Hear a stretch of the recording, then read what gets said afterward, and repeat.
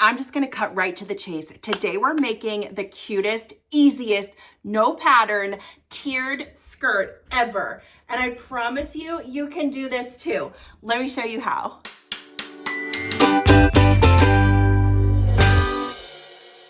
It's fall, y'all, and I am so excited about all of the pumpkin patches and fall festivals and everything that we get to do when the weather turns a little bit more crisp. The skirt that I'm making today is going to be perfect for the fall festival fundraiser that I'm going to with my family this weekend for my son's school. They're also going to be having like a bake sale and a costume contest, all kinds of fun things. I'm wanting to amp up my fundraiser game this year for the bake sale, and I'm planning to decorate some cookies with like little pumpkins and leaves and different fall features on them. But I had no idea about how to decorate cookies. I've never even made royal icing in my life. I went to Craftsy and I took a quick class by Amber Spiegel. Thank you so much to Craftsy, who is the sponsor of today's video.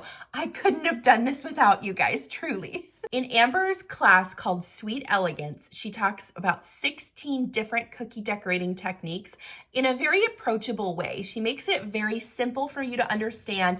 I felt really at home and comfortable watching her video, and by the end of it, I was amped up. Like, I'm ready to go make these sugar cookies now. If you haven't heard about Craftsy, let me tell you a little bit about them. They are an online learning community for crafters just like you and me who want to expand our breadth of knowledge, maybe outside of the things that we're currently comfortable with. When you hear Craftsy, you may think like sewing, knitting, crocheting, but it's so much more than that. Thus the reason I went there for the sugar cookie decorating class. I knew I would find a reputable instructor on there telling me really good techniques to learn, and it would be an approachable class that I could handle in just a short amount of time. The classes aren't super long, but they're very informative and they pack a lot of punch. You can truly learn anything on Craftsy: journaling, writing, weaving, woodworking, baking, cake decorating, and then of course your sewing and crafting hobbies as well. The other thing I love about Craftsy is you can connect with fellow makers and creators on that platform. It's a wonderful way to connect with people who are doing the same things that you're interested in.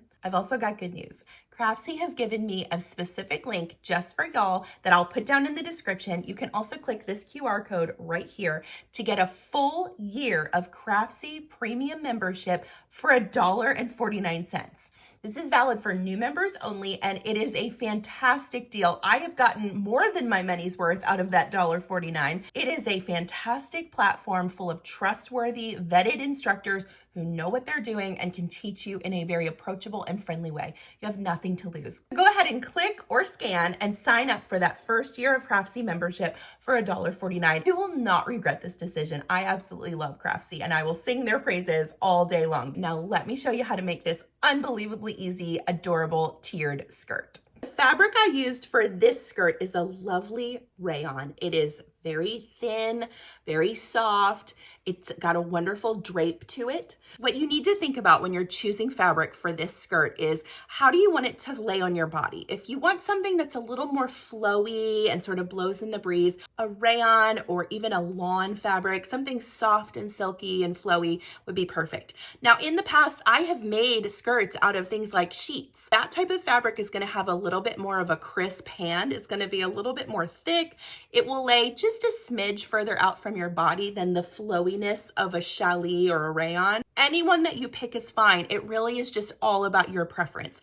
I would just stay away from like a really thick quilting cotton for this unless you have to. Those thick fabrics are just going to look a little bit more bulky, and those seams will be a little bulkier. I just don't feel like it lays as nicely, but again, it's all about what you want to do. It's your skirt. I'm just showing you how to make it. The fabric I'm going to use today, I picked up at the Original Sewing Expo a couple weeks ago when it was here in Nashville. It's from Vogue Fabrics, and it's a 100% rayon. It's 58 inches wide, which is a helpful number. We're going to need to know that for later on.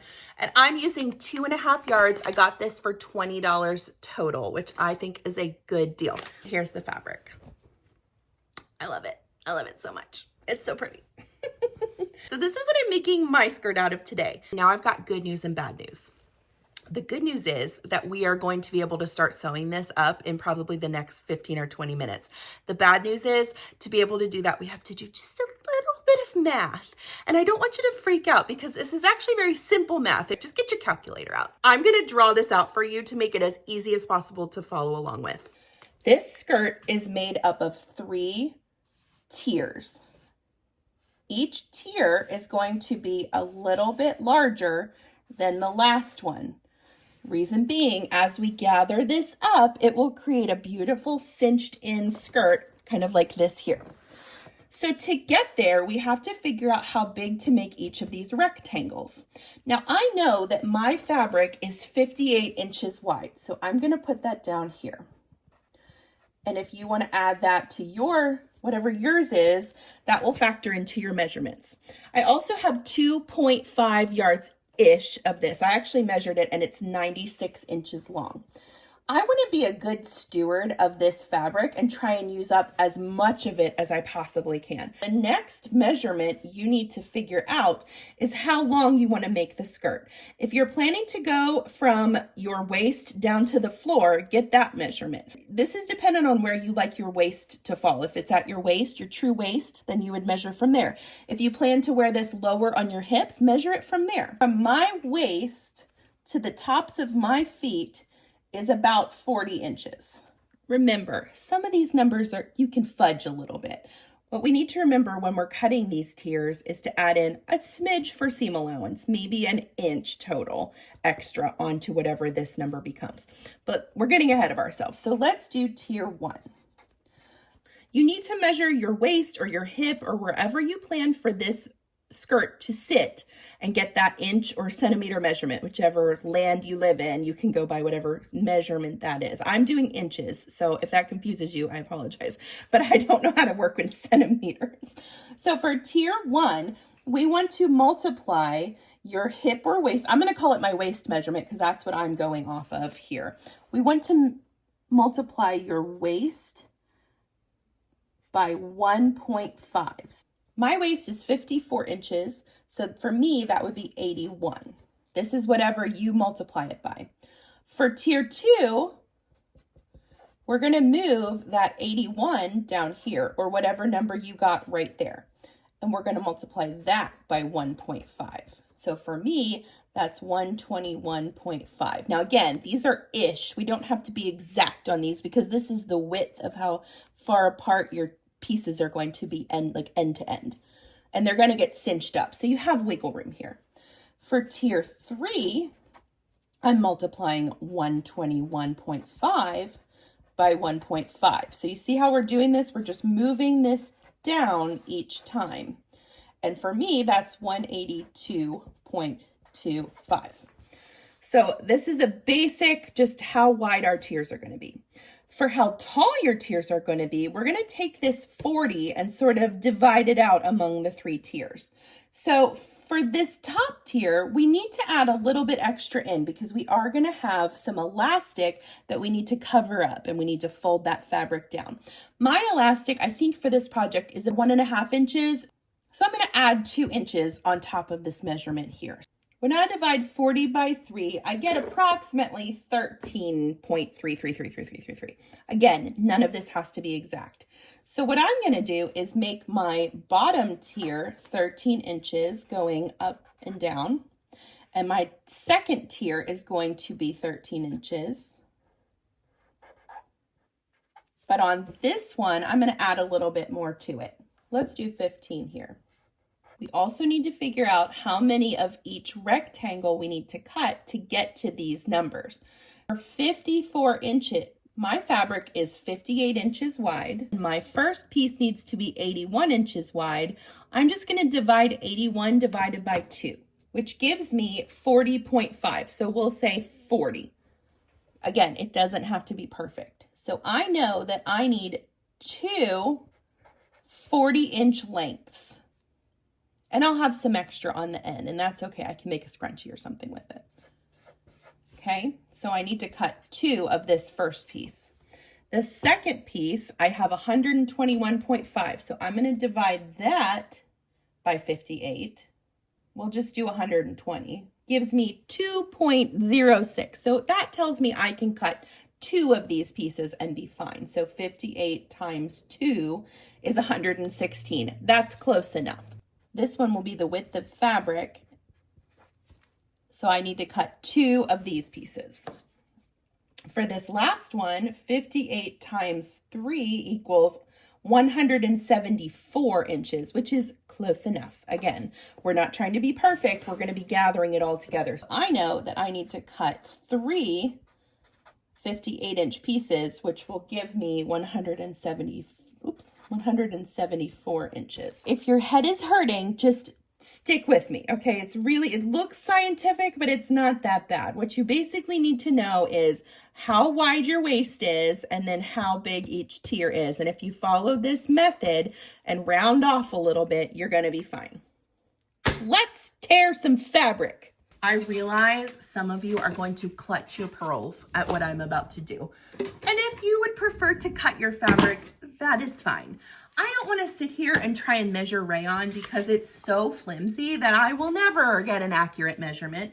So the best way to do this, in my opinion, is to first square up your fabric. This one is actually pretty good. It was ripped. When you rip your fabric, starting at your selvage and down, it is going to follow the grain line and give you a very accurate rip. It's going to rip right along that exact string the whole way. So if you want to cut it along the pieces and cut them all out, that's fine. I'm going to rip mine. The first 2 pieces I'm going to rip are my tier 1 pieces, and I need those to be 15 inches long each. So I'm going to rip 2 of those. So I'm measuring 15 inches.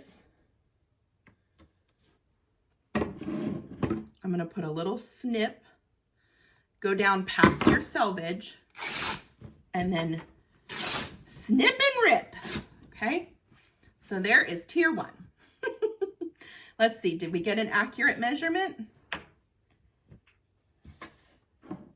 15 across the board. So there's our first piece. We are going to cut this one down a little bit, or you can just leave it, whatever you want to do. We're going to cut one more 15. So measure it out. Cut into that selvage, nice and straight, and rip it. Okay, so now we've got 2 top tier 1 pieces. I need these pieces to be, let's see, 40 inches long so that I have a total of 80 inches. So I'm going to measure this across my cutting mat to the 40-inch spot. It's going to rip it again. Now, rayon is very stringy, so we're going to talk about finishing options here in just a second. So we don't want these raw edges hanging out all over the place. Okay, so we've got one 40-inch piece, and now I'm going to cut the other one to be 40 inches. I'm going to go press these and put them in a pile by themselves so I know that it's tier 1. It would behoove you to pre-wash your fabrics. Turn this so you can see how beautiful this fabric is. I just thought this was so dreamy. And I feel like, you know, when you're learning how to sew, you see these beautiful thinner fabrics and you're used to quilting cotton and you just aren't really sure what to do with them. This is a wonderful project.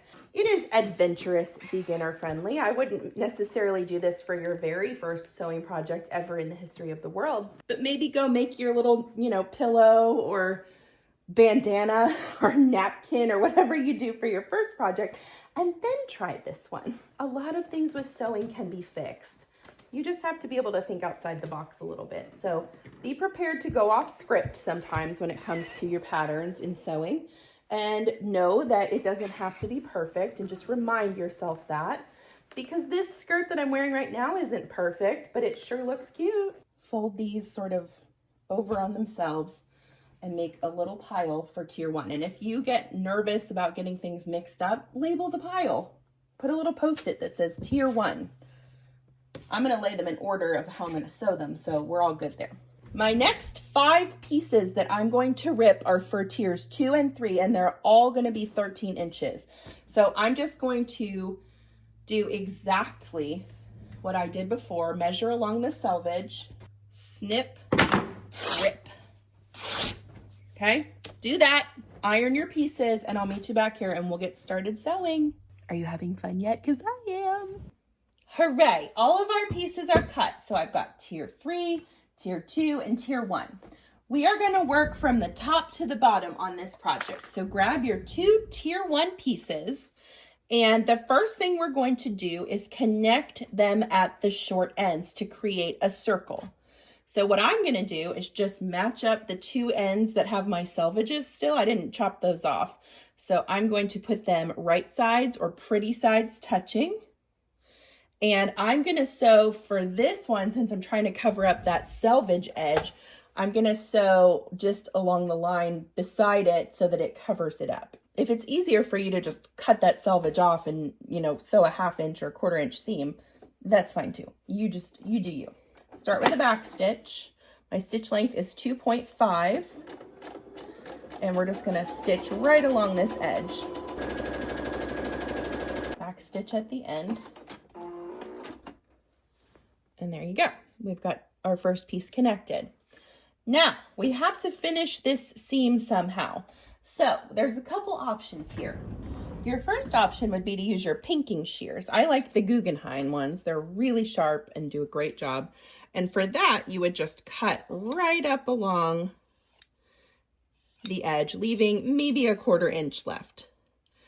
Now, this is not the most secure seam finish that ever existed in the world, but if that's what you have at your disposal right now, that's fine.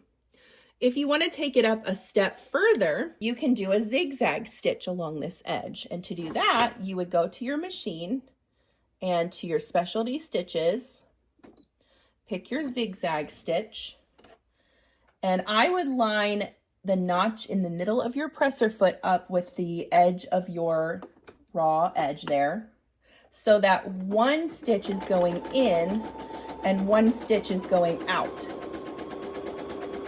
If they both hit the fabric, that's fine. If neither of them hits the fabric, well, then you're not really doing anything. So at least try and get one in there. And you can run this the whole way down, and that will secure your edge as well. Now you can see some little frays coming out, but they're not going to do anything beyond that. See, I'm rubbing the edge there and it's staying put. So this is a perfectly acceptable finishing method for your seams. We just don't want that fabric fraying everywhere. Now, the last thing that you could do is a serger.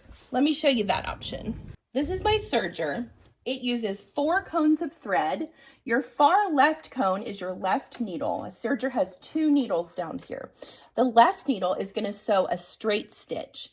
Then you have your right needle, your upper looper, and your lower looper. What those do is wrap themselves around the edge of your fabric to create a secure seam that's not going to fray.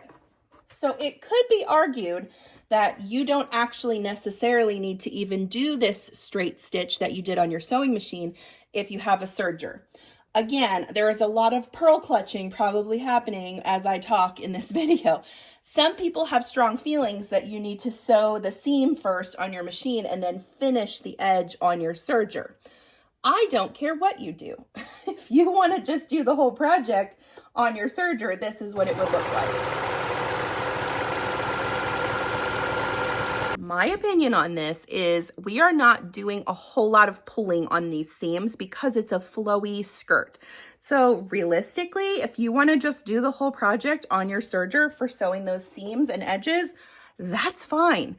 Nobody's going to yell at you, certainly not me, because I'm telling you to do it. So you do whatever makes you happy. I'm going to finish most of my seams on the serger for this project because I have it at my disposal and I like the seam finish. There's nothing wrong with the zigzag stitch. There's nothing wrong with your pinking shears. You do whatever feels right to you. It's all going to be fine. So once you have your circle made, figure out where the top is. So if you have a directional print, you need to pay attention to that. Mine is kind of all over the place. I don't really feel like there's a specific direction to this print. So I'm going to just grab one of the edges and I'm going to serge all the way around this top edge. For you, that might look like zigzag scissors or a zigzag stitch. I'm not cutting much off, just the fuzz on the top. You can see it coming out right there. There's really not a whole lot coming out for this. I just need to start getting these edges secured because rayon frays so badly that it's just driving me crazy. And it just feels good to get them secured. So I'm going to serge this whole circle and then I'll show you at the end what it looks like. So here's how it looks. This is the top of tier 1. We're done with this for right now. Put it aside. I want you to repeat the process on this tier and the third tier of making the big circle. So you're connecting all of your short ends, and you're doing that however feels comfortable to you, whether that's on your sewing machine and then finishing the edge, or just doing all of it on your serger. Get 3 full circles, and then I'll meet you back here and we're going to talk through gathering stitches. Oh, this is great. All right. Tier 3, put it away. We've got circles out of all of them. Tier 1, we're going to lay across this cutting table because I need to see how wide it is for this next step. So I'm going to lay this out and then grab tier 2. And today I'm going to show you 2 different methods for gathering stitches. The first is probably the most traditional method. There are also presser feet, like gathering feet. You can do gathers on your serger. You can get real adventurous when it comes to gathering stitches. These are just 2 quick methods. The first is the traditional way. On the third tier, I'm going to show you my cheat method. So get ready to clutch those pearls again because we're just breaking all the rules today. For this first method, I'm going to switch my bobbin out to a different color so you can see very easily the 2 different stitches. So I'm going to switch to orange, but you don't have to. I also find that this is a good way if you have like a random bobbin color that you don't use a whole lot and you want to get rid of that thread. Switch the bobbin out and use it up because it's not going to show in the end, and it's a great way to differentiate your stitches. And we're going to set our machine to a basting stitch. So this is our regular stitch. I want you to go to your stitch length and up it to a 5. You need a long length stitch to be able to gather. And then about 1/4 inch away from the edge, don't start on a seam, and no back stitching. We're just going to start stitching those nice long stitches. This goes quickly because your stitch length is so long. Try and keep this as accurate to 1/4 inch as you can. And this is a big piece of fabric, so we're going to stop every little bit and sort of realign everything. So work your way around and I'll show you what to do when you get to the end. Okay, I'm coming up on those original stitches. I'm going to sew about 5 inches past where I started without overlapping on my stitches. When you get to about 5 inches past it, raise your needle, do not cut your thread, pull it out, and leave a nice long tail. Okay, there's your stitch row number 1. Now load it back in right around where you started. And this time we're going to sew about 1/8 of an inch away from that original set of stitches.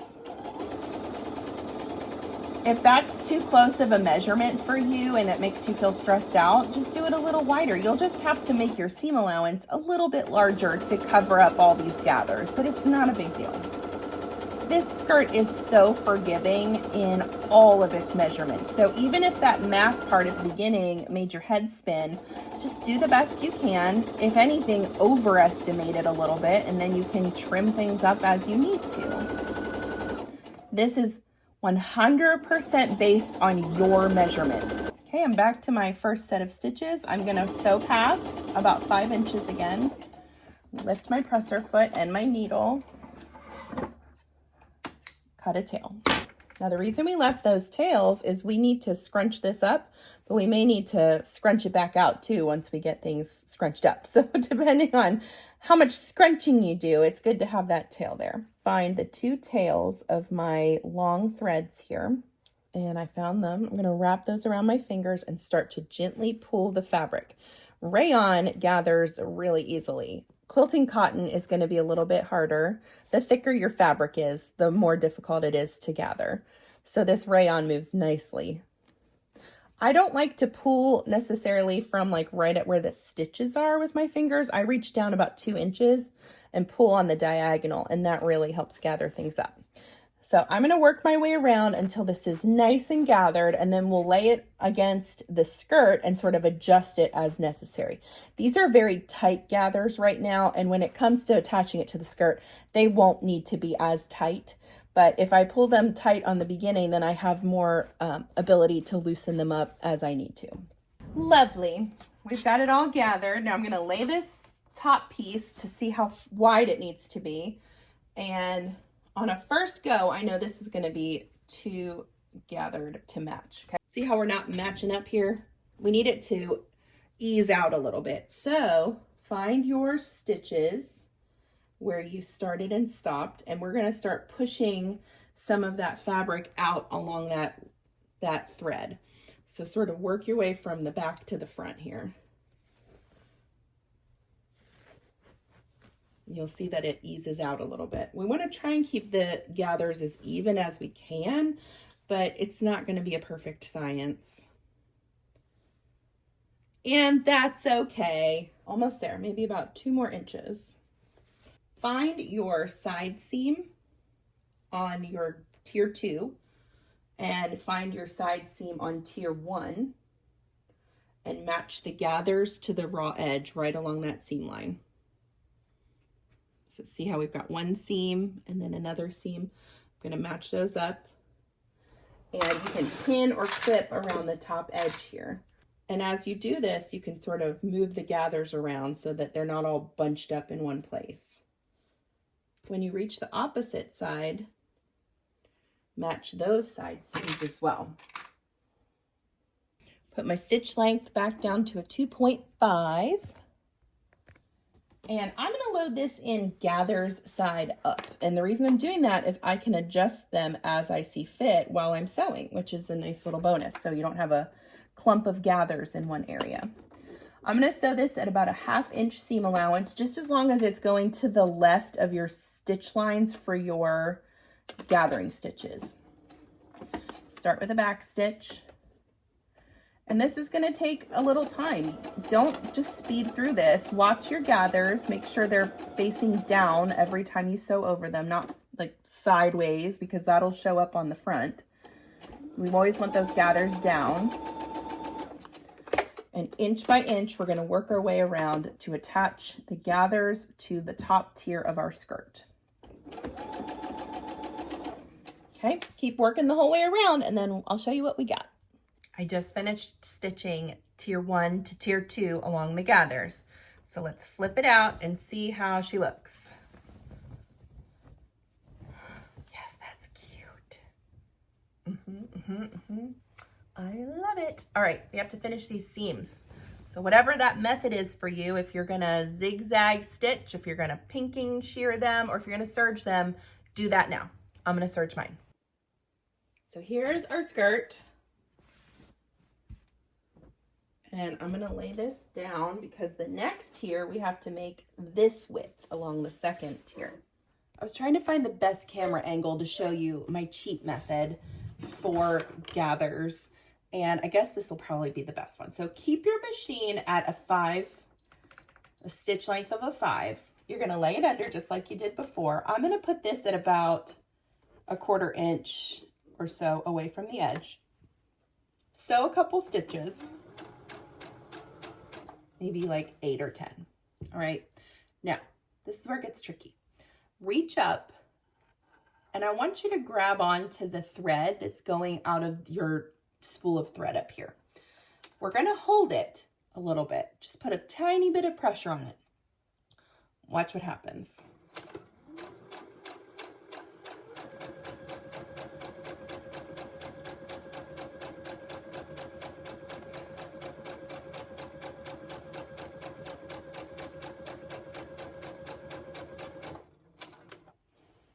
As I pull that thread from the top and guide it with my left hand, do you see how it's gathering the fabric for me? I mean, I've never found this method in a manual or anything, but it sure does work. I mean, look at that. It's gathered. And you can still adjust the gathers as you see fit. You'll just have to be a little more careful because you only have one strand of thread. So there's another option for you, pulling on the top thread. I'll show you how this looks when I get done. Same rule of thumb applies once you make it all the way around, is to lift your presser foot and your needle, pull a nice long tail, and it works. Say what you will about my method, but it works. Got a really long piece to match up here. If you are like me and you had to use 3 pieces of fabric for your tier 3, then you're not really going to be able to match up your seams anymore, because you'll have 3 on the bottom and 2 on the top. And you could try, what I try and do is just decide where the front of my skirt is and try and keep a seam away from this area where it would be visible as I'm walking. The rest of it, I don't really care. All right, let's see. What can it be? Did I do this perfectly on the first try? Holy moly, it matches exactly. Okay, well, see, that's even more proof that that method is awesome. Now, I do have a seam right here, so I'm going to adjust that so that my seams are on the sides and in the back. But yeah, okay. So no adjustment needed. Flip it up, and you can start clipping around, and then we'll sew around this one and finish your edge, just like we did for tier 2. So if you're confused, go back to tier 2, and you've got this, okay? I just finished attaching tier 3 to tier 2, tier 2 to 3, whatever. Here's what we've got. Give it a shake. That's cute. I like it. It's bringing tears to my eyes. Do you see what I did there? See what I did there? Okay, now, let's see. It's gonna be good. It's gonna be great.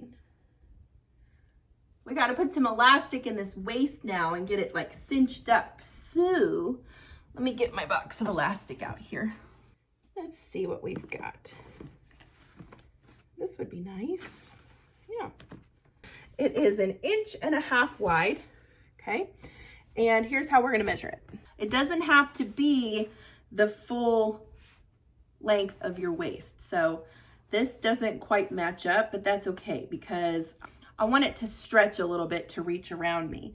So this actually, I think this will be perfect. That being said, we need to create a casing for our elastic. So we're back at the top edge now where we finished the top with our serger or whatever you did.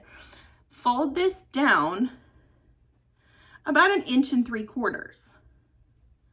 And that'll give you a portal, a casing, a place to put your elastic. So let's go to the ironing board and I'll show you how to do this. We're so close to being done, you guys. Can you believe it? I'm gonna lay this on my ironing board. Let me aim you down here so you can see what I'm doing. And fold this over. I'm just sort of guesstimating right now. And then what I like to do, instead of measuring it, I just lay my elastic down and make sure that it is, the casing is larger than my elastic piece. And I'll just repeat this the whole way around. So get it laid out the way you want and then press it. You could also add pockets to this skirt if you'd like. I have a video about pockets in my vintage sheet skirt, and it would be the same method. In the top tier, you would open up the 2 side seams and add in your pocket. So if you want to learn how to do that, just go check out that video on the page. I'm trying to keep this super beginner friendly, so pockets might feel a little stressful. And I don't want you to feel stressed. I want you to feel happy. We're in the sewing room. There's no crying and sewing. So I'm going to keep working my way around, and then I'll show you how to sew this up and insert the elastic. Let's set the machine back to 2.5. Lay your casing underneath the needle. I don't want you to start at a seam, like right here. Let's not start there. Let's start a little bit further out from that. Lay it under. And I sew maybe 1/8 inch up. And just keep it nice and flat the whole time, straight stitching.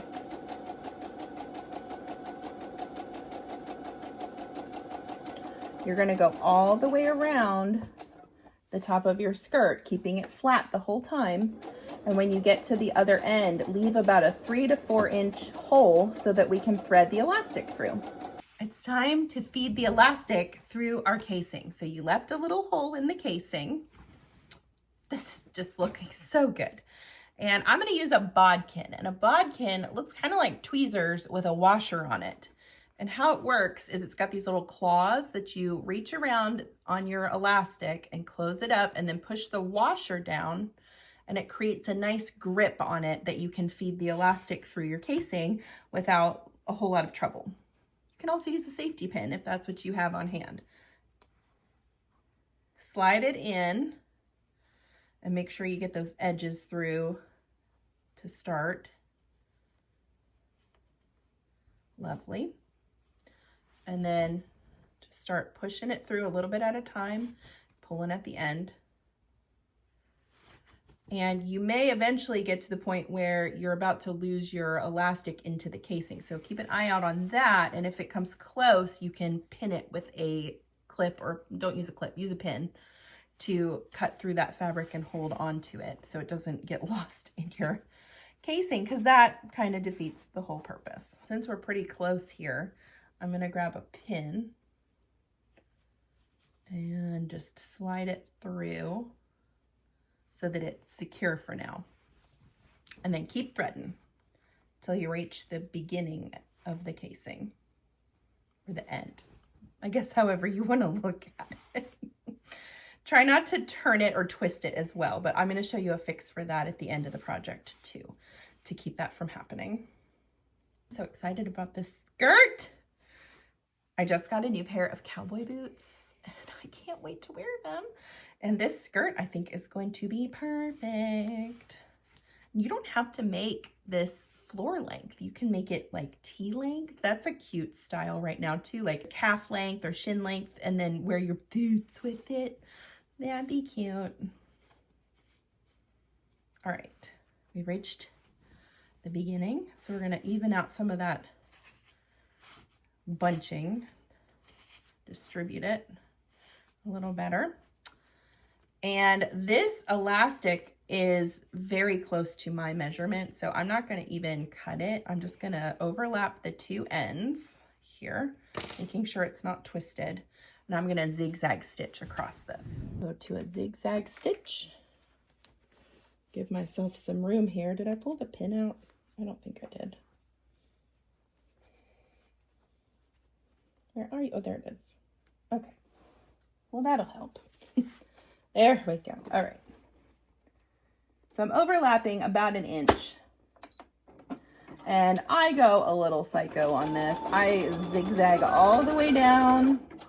Then I zigzag all the way back. And back down. I just really don't want this to come loose, you know? That'd be a bummer. Okay, so there's our zigzag. Now we can pull it open. Make sure nothing is twisted. And now, before we close this casing up, it's time to try on the skirt and see if it's fitting the way we want it to. This is adorable. I love it. The tiers feel nice and flowy around my body. I'm very comfortable. The waist feels perfect. And so now we need to figure out how long we want to make this. So this is right at my feet, kind of like my ankles. And I'm very happy with that length. So I am just gonna do a 1/4 inch hem and keep it as long as I can. So let me show you how to do that and then we'll be done. Really quickly, we're gonna close up that hole now in the lining, the casing, right here. So just lay it flat, switch back to a straight stitch, close it up. The tip for keeping your elastic from rolling is first give the skirt a good stretch to evenly distribute all of that elastic and fabric. And then find your side seam. And we're going to stitch in the ditch right in this little seam line. And what that does is it cuts down the ability to roll by half because you're putting a stationary stitch that's locking that elastic into a direction that you want it to be in. So make sure it's not twisted. Okay, you can barely see those stitches, but they're really going to help you from having that elastic roll on you. And you can do this halfway. You can do this with 1/4 points. If you want to do it every 1/4 of the skirt, that's fine too. It's really up to you. Last step, la-di-da-di-da-da. Yay. However you finished the bottom of your skirt, like the seam finish. So if you did a zigzag stitch or your pinking shears, the other thing you can do if you don't want to do any of that is just fold it down 1/4 inch and then over whatever your, hem is going to be. I like to just use my serger and run it across the bottom because that's about 1/4 inch. So I could just essentially fold this up and sew at my 1/4 inch mark, and that'll be a very accurate hem. The other trick I like to share with you all is my 1/4 inch hem foot with guide. This is a quilting foot, but I love using it for 1/4 inch hems because if your needle drops down in this center part and this bar is lined up with the edge of your garment, you're going to get a 1/4 inch seam every time. So that takes the guesswork out of it as well. I don't think my bobbin's going to make it. Let me refill my bobbin and I'll show you how to hem these.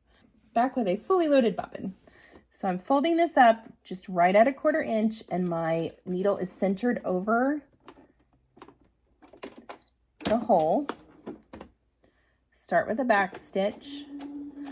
I love this method and using this foot because then you don't have to press anything. I mean, I'll press it at the end, but I don't have to mock up the seam the way that I want to. Like, it just automatically feeds through at 1/4 inch. So this is a really nice foot to use for this purpose. I said at the beginning of the video, we're going to a fall festival and my daughter wants to dress up like the pink Barbie from the Barbie movie where she's wearing like the cowgirl outfit. My son is like my 12-year-old. We're kind of not sure if he's going to trick or treat. I think we're getting to the age where we may not anymore. What are y'all's thoughts on that? I don't know where the line is on trick or treat age. Is it just if you're dressed up and you show up, you get candy? We never want to be inappropriate, but I think we're kind of reaching some limits on him with some of the magic of things in childhood. And then my littlest one, he's a tiny little thing, but he wants to wear one of those inflatable costumes where it's an alien and it's like inflatable. So it looks like his head is sticking out of where the alien is like holding him around the body. I don't know. It's so silly and I can't wait to see him in. And that fall festival is going to be the first of our festivities to get to go and dress up and raise some money for my son's school. His teacher is so sweet. She's just the best and we want to do whatever we can. So I'm going to make some cute cookies and maybe some like banana bread to sell at the bake sale. And we'll have a fun old weekend. We also have my favorite craft show is this weekend. It's the Web School show in Bell Buckle, Tennessee. Yes, that is actually the name of the town. And it takes up the entire town. It is such a fun craft show. So I'll have already gone by the time this airs, but I can't wait. We go every year and we have so much fun. It's just a great time and just gets you in the fall mood, like with cider and crafts and all kinds of good stuff. So that is our plan. I'm going to continue just working my way around this and then I'll come back on with the skirt on and I'll show you what it looks like. Are you sticking with me, you guys? If you are, I'm really proud of you. This is like an adventurous beginner project with all these gathers and some of that math and measurement. But remember, y'all, it does not have to be 100% perfect for it to still be beautiful. And if you end up with a skirt at the end that you're proud of, and even if not all the seams match up or some of your raw edges are showing, who cares? If you're happy and you feel confident in it, that's what matters. So keep up the good work and I'll meet you back here at the end and show you how this skirt turns out. Here's how the skirt turned out. It is so cute. I love it. It's so flowy and the tiers add some extra drama and flair to the skirt. And I think it just looks very flattering and sweet. So I hope that you make one of these. I hope you enjoyed the tutorial. These are the kinds of tutorials that I absolutely love to show you because I want you to feel empowered in your sewing room, not scared or afraid or nervous. It's not meant to be scary. It's meant to be fun. What do you think of my twirly whirly tiered skirt? Are you gonna make one? Thank you so much for following along today. I'm Chelsea with She Sews Seams. I'll see you next time.